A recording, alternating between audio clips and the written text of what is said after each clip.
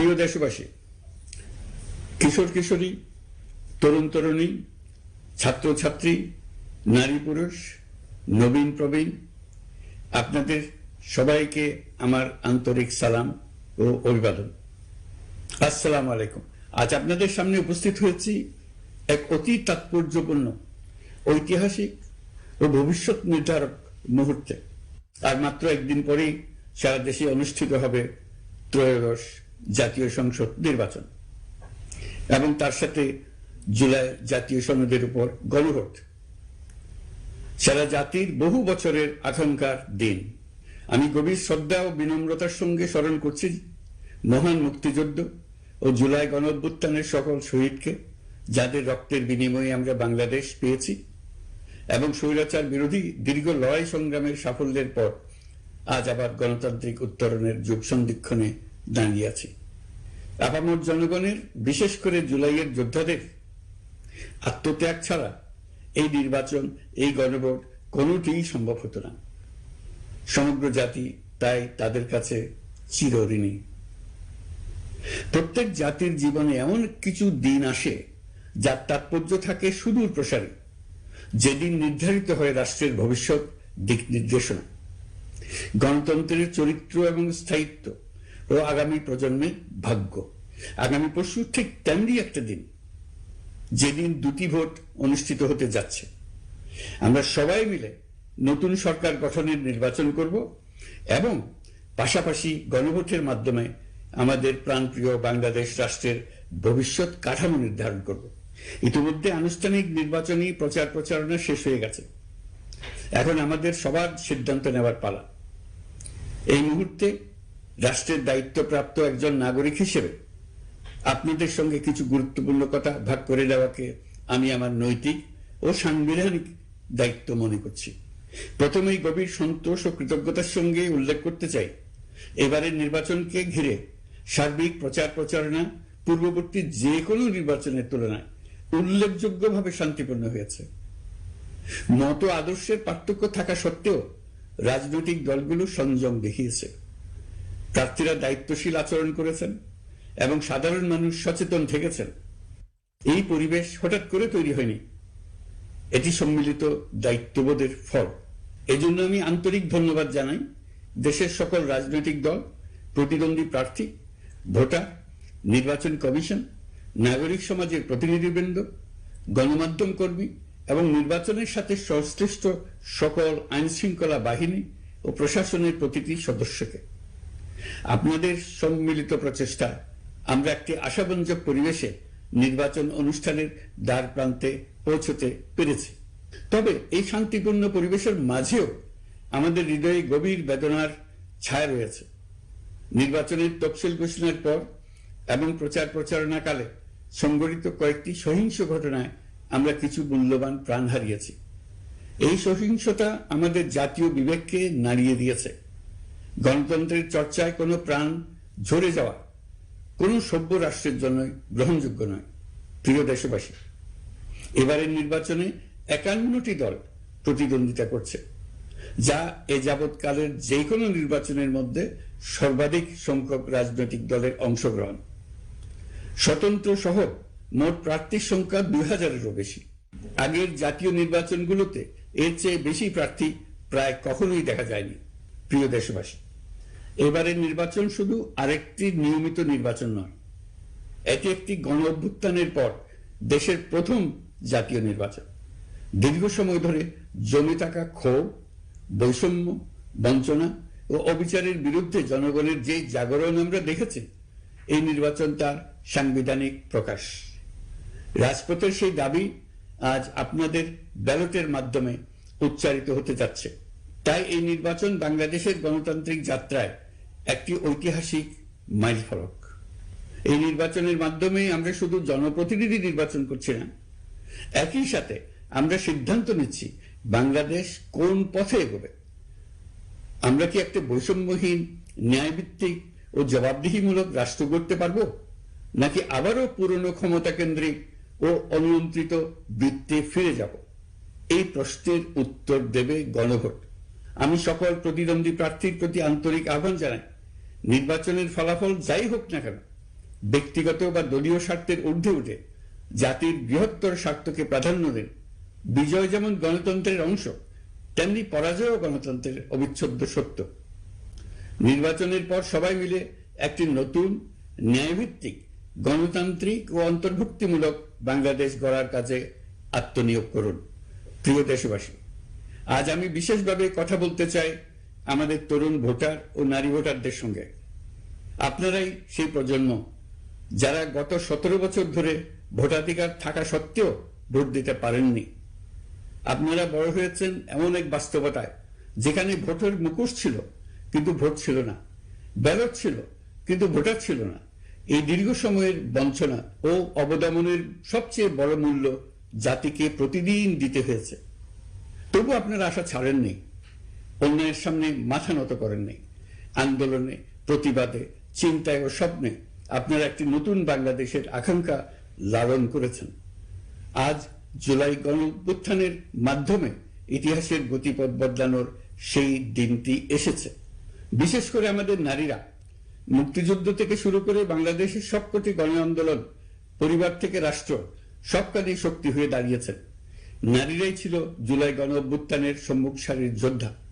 নারীরা এই দেশের অর্থনীতির অন্যতম চালিকা শক্তি। বৈদেশিক মুদ্রা আয়ের শক্ত ভিত, ক্ষুদ্র ঋণ, কুটির শিল্প, নারী উদ্যোক্তা, এই শব্দগুলোর পেছনে আছে পরিবর্তনের গল্প, পরিবার ও সমাজে স্বাবলম্বী হবার গল্প।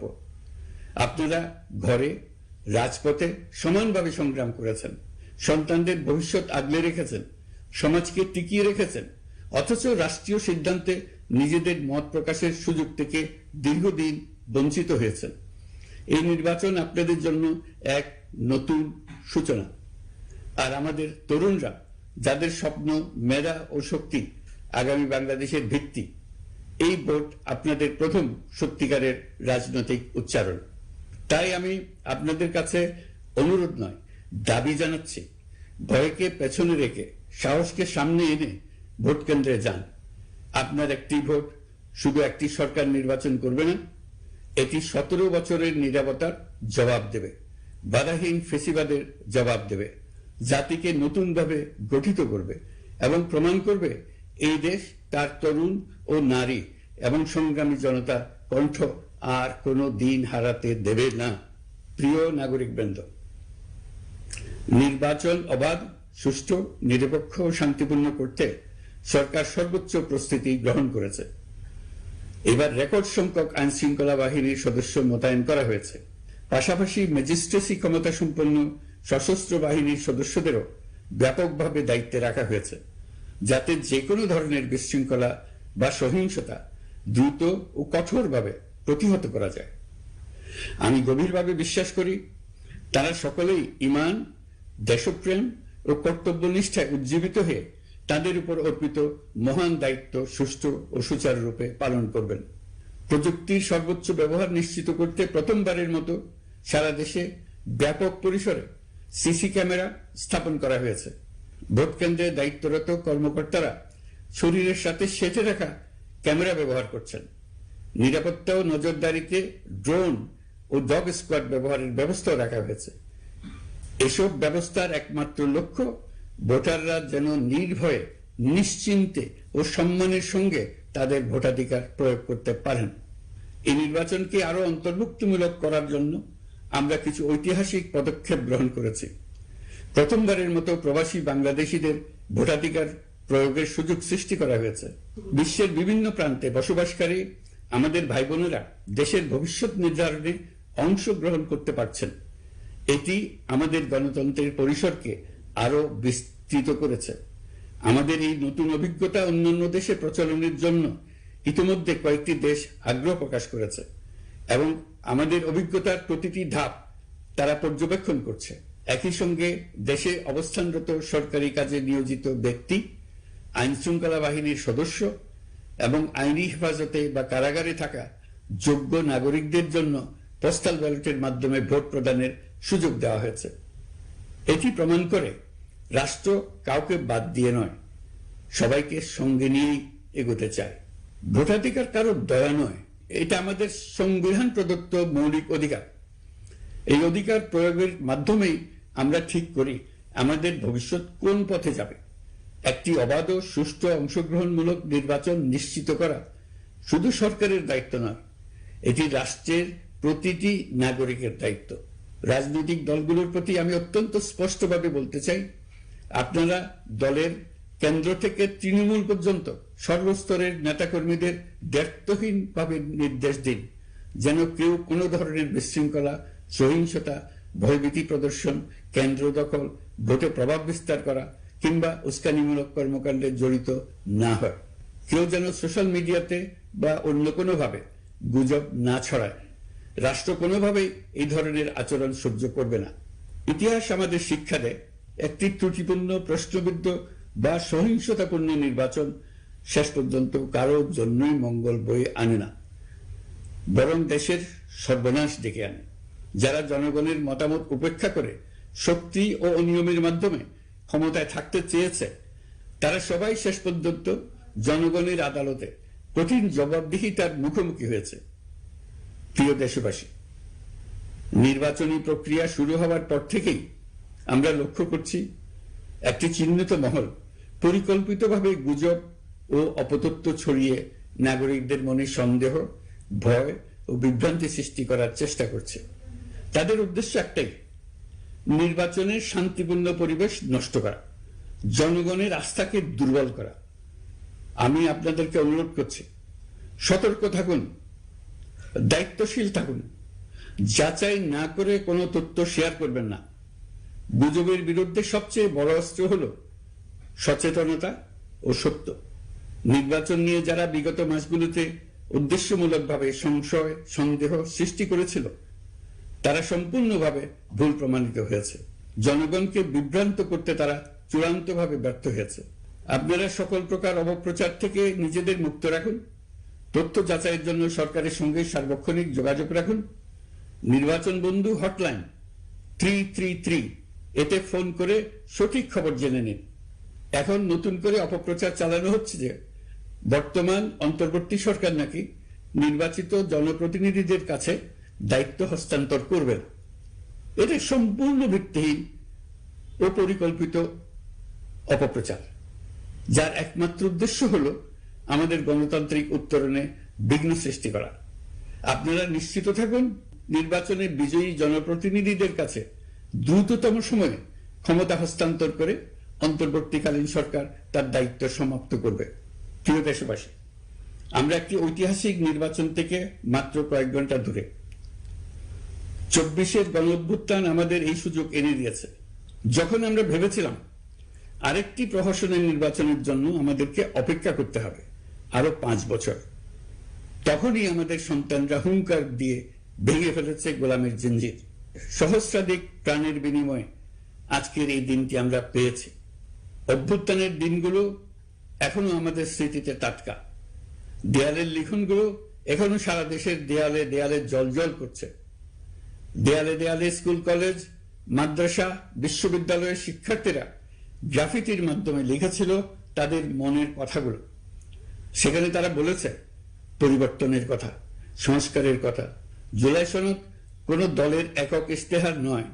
দীর্ঘ 9 মাস 30টিরও বেশি রাজনৈতিক দলের সাথে আলোচনা করে জাতীয় ঐক্যবদ্ধ কমিশন জুলাই জাতীয় সনদ প্রস্তুত করেছে। এই আলোচনায় অনেক প্রস্তাবের পক্ষে বিপক্ষে দীর্ঘ মতবিনিময় শেষে রাজনৈতিক দলগুলো এতে স্বাক্ষর করেছে। এই সনদ জাতির ভবিষ্যৎ পথ চলার এক ঐতিহাসিক দলিল, গণঅভ্যুত্থানের চেতনা, জনগণের দীর্ঘদিনের আকাঙ্ক্ষা এবং ভবিষ্যৎ রাষ্ট্র ব্যবস্থার একটি সুস্পষ্ট দিক নির্দেশনা। এই সনদের মাধ্যমে আমরা সংস্কার সমূহ বাস্তবায়নের অঙ্গীকার করেছি। তবে রাজনৈতিক স্থিতিশীলতা, বিশ্বাসযোগ্য ও অংশগ্রহণমূলক নির্বাচন, শাসন ব্যবস্থায় জবাবদিহিতা, অর্থনৈতিক পুনর্গঠন এবং সমাজে সম অধিকার নিশ্চিতকরণ, এসবের সফল বাস্তবায়ন এককভাবে রাষ্ট্রযন্ত্রের মাধ্যমে সম্ভব নয়। এর জন্য সবচেয়ে বেশি প্রয়োজন জনগণের সক্রিয় অংশগ্রহণ ও মতামত। কারণ একটি জাতীয় রূপান্তর কখনোই একক সিদ্ধান্তে বা একক শাসনের মাধ্যমে টেকসই হয় না। জনগণই রাষ্ট্রের প্রকৃত শক্তি। পরিবর্তনের চূড়ান্ত বৈধতা আসে জনগণের সম্মতি থেকেই। তাই দেশের ভবিষ্যৎ দিক নির্দেশনা নির্ধারণে জনগণকে সরাসরি সিদ্ধান্ত গ্রহণের সুযোগ দেওয়াই হলো গণতান্ত্রিক পথের মূল ভিত্তি। এই লক্ষ্যেই আমরা গণভোটের আয়োজন করেছি, যাতে দেশের ভবিষ্যৎ সংস্কার দিশা নির্ধারণে জনগণ সরাসরি নিজেদের মত প্রকাশ করতে পারেন। এই গণভোট বাংলাদেশের ইতিহাসে একটি নতুন মাইলফলক হয়ে থাকবে। এখানে আপনার প্রতিটি ভোট আগামী দিনের রাষ্ট্র ব্যবস্থার ভিত্তি রচনা করবে। এর প্রভাব থাকবে বহু প্রজন্ম জুড়ে। এই ভোটের মাধ্যমেই আপনারা জানিয়ে দেবেন আপনারা জুলাই সনদের প্রস্তাবিত সংস্কার কাঠামোকে এগিয়ে নিতে চান কিনা। আপনাদের সিদ্ধান্তে নির্ধারণ করবে রাষ্ট্র কোন পথে অগ্রসর হবে, শাসন ব্যবস্থা কোন কাঠামোয় গড়ে উঠবে এবং একটি নতুন বাংলাদেশ কিভাবে তার গণতান্ত্রিক ও মানবিক রূপ লাভ করবে। এই গণভোটে আপনার একটি ভোট শুধু একটি কাগজে দেওয়া সিল নয়, এটি আপনার সন্তানের ভবিষ্যৎ, আপনার পরিবারের নিরাপত্তা এবং দেশের আগামী দিনের দিক নির্দেশনা নির্ধারণ করবে।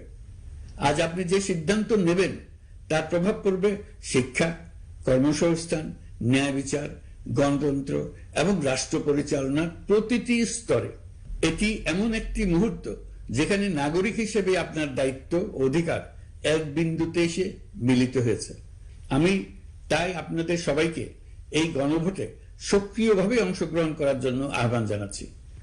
অবশ্যই ভোট দেন, নিজের ভবিষ্যৎ নিজে নিশ্চিত করুন। আসুন আমরা সবাই মিলে দায়িত্বশীলতা, সচেতনতা ও শান্তিপূর্ণ অংশগ্রহণের মাধ্যমে এই ঐতিহাসিক মুহূর্তকে সফল করে তুলি। ভয় নয়, আশা নিয়ে, উদাসীনতা নয়, দায়িত্ববোধ নিয়ে, বিভক্তি নয়, ঐক্যের শক্তি নিয়ে আমরা ভোট কেন্দ্রে যাব। একটি অবাধ, সুস্থ ও বিশ্বাসযোগ্য গণভোটের মাধ্যমে আমরা প্রমাণ করব বাংলাদেশের জনগণ নিজেদের ভবিষ্যৎ নিজেরাই নির্ধারণ করতে চান। আপনার ভোটে রচিত হবে গৌরবময় আগামী বাংলাদেশের ইতিহাস। প্রিয় দেশবাসী, নির্বাচন হয়ে গেলে নির্বাচিত সরকার দ্রুত দায়িত্ব গ্রহণ করবে। তার সঙ্গে শেষ হবে অন্তর্বর্তী সরকারের দায়িত্ব। আমরা অত্যন্ত আনন্দের সঙ্গে এবং গৌরবের সঙ্গে নবনির্বাচিত সরকারের কাছে দায়িত্ব অর্পণ করে তাদের সর্বাঙ্গীন সাফল্য কামনা করে বিদায় নিয়ে নিজ নিজ কাজে ফিরে যাব। আমরা এই শুভ মুহূর্তের জন্য অধীর আগ্রহে অপেক্ষা করছি। প্রিয় দেশবাসী, আপনারা দলে দলে সপরিবারে উৎসবমুখর পরিবেশে ভোট কেন্দ্রে উপস্থিত হয়ে দ্বিধাহীন চিত্তে আপনার ভোটাধিকার প্রয়োগ করুন। আপনার মূল্যবান ভোট দিয়ে নতুন বাংলাদেশ গড়ার দরজা খুলে দিন। দেশের চাবি আপনার হাতে, সেই চাবিটি সঠিকভাবে ব্যবহার করুন। আল্লাহ আমাদের সঠিক পথে পরিচালিত করুন। এবারের ভোটের দিন হোক নতুন বাংলাদেশের জন্মদিন। আল্লাহ আমাদের তৌফিক দেন। প্রিয় দেশবাসী, আসুন উৎসবমুখর নির্বাচন বাস্তবে রূপায়িত করে এই দিনটিকে ইতিহাসের স্মরণীয় দিন হিসেবে প্রতিষ্ঠিত করে রাখি। সবাইকে আন্তরিক ধন্যবাদ। আল্লাহ হাফেজ।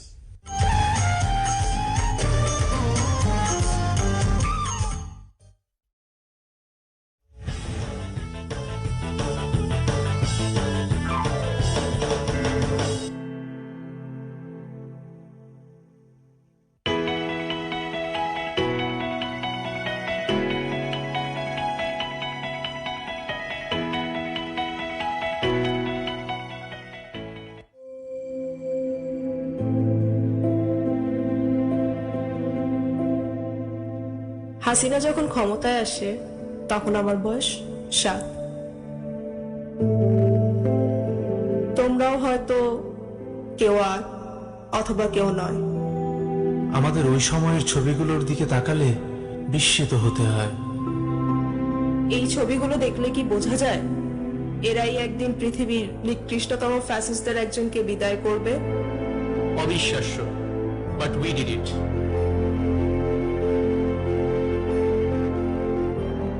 রিমেম্বার, সবাই যখন ধরে নিয়েছিল ফ্যাসিবাদের শেকলেই কাটবে আমাদের কয়েক প্রজন্ম, তখন আমরাই বলেছিলাম না, আমরা মানব না। যখন অনেকে মেনেই নিয়েছিল গোলামি আমাদের নিয়তি, তখন আমরা বলেছিলাম আজাদি, আজাদি, আজাদি। যখন নির্ঝঞ্ঝাট জীবন চাওয়া স্বজনেরা বলেছিল Let's accept, be pragmatic. তখন আমরাই বলেছিলাম উই রিভল্ট। যখন অনেকেই বলল উপায় কি, তখন আমরা উপায় হয়ে দাঁড়িয়ে গেলাম পর্বত সম।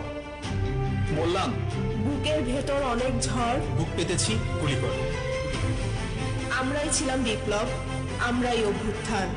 এবার বিপ্লবের দ্বিতীয় ধাপ আমাদের সামনে। একদিনে 2 ভোট। সংসদ নির্বাচনে ভোট দিয়ে আমরা ঠিক করব কেমন সরকার চাই। একই সাথে গণভোটে ভোট দিয়ে ঠিক করব ভবিষ্যতের বাংলাদেশ কেমন চাই। সংস্কার চাইলে গণভোটে হ্যাঁতে ভোট দিব, সংস্কার না চাইলে না। যে পরিবর্তনের জন্য এত এত প্রাণ হলো বলিদান, সেই পরিবর্তনের চাবি এখন আমাদের হাতে। গণভোট 2026 সংস্কারের চাবি আমাদের হাতে।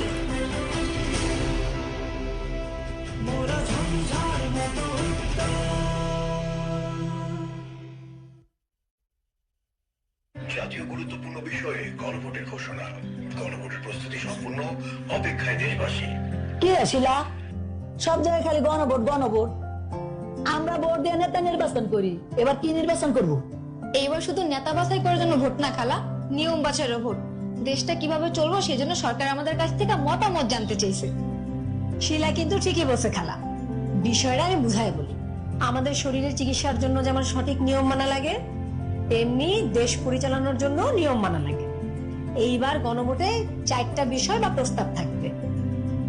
কি প্রস্তাব শাস্তা পা?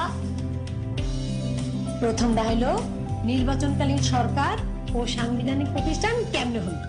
2, সংসদ 2 কক্ষ বিশিষ্ট হইব কিনা ও সংবিধান সংশোধন কিভাবে হইব। 3, নারীর প্রতিনিধিত্ব বৃদ্ধি সহ রাষ্ট্র ও সংসদ সংস্কারে 30টি বিষয় ঐক্যমত বাস্তবায়ন। আর 4, দলগুলার অন্যান্য সংস্কার প্রস্তাব বাস্তবায়ন করা হইব কিনা। গোলাপি রঙের ব্যালট পেপারে এই 4টা বিষয় লেখা থাকবে। আপনারা পইরা বুইঝা যদি এই বিষয়গুলোর সাথে একমত থাকেন তাহলে হ্যার ঘরে সিল দিবেন, আর যদি এই বিষয়গুলোর সাথে অমত থাকেন তাহলে নার ঘরে সিল দিবেন। ও মা, তাহলে তো এটা অনেক বড় কাজ। দেশের ভবিষ্যতের চাবিকাঠি আমগো হাতে। তাইলে আর দেরি কেন, চলো সবাই তৈরি হই, সঠিক নিয়মে দেশ সাজাই। গণভোটে ভোট দেই, দেশ গঠনে অংশ নেই।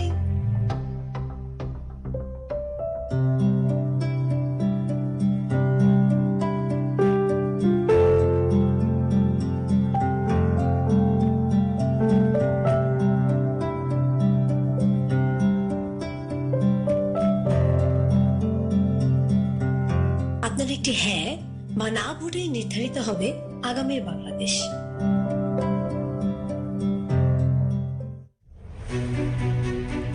চার পদ্ধতিতে ভোটারগণ জানতে পারবেন ভোট কেন্দ্রের তথ্য।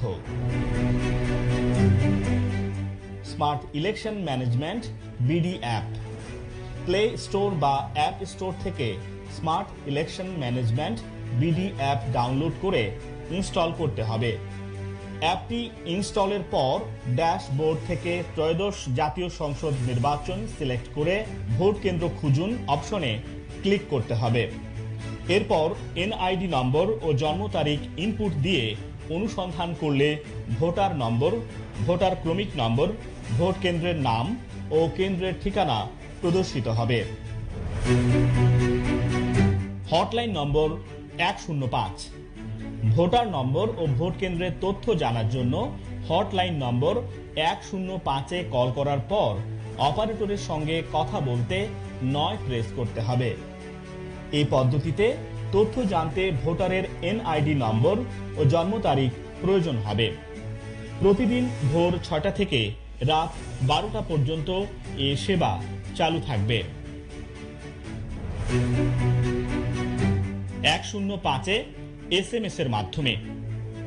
এসএমএস এর মাধ্যমে ভোটার নম্বর ও ভোট কেন্দ্রের তথ্য জানতে মোবাইলের মেসেজ অপশনে গিয়ে পিসি স্পেস এনআইডি নম্বর লিখে 105 নম্বরে মেসেজ পাঠাতে হবে।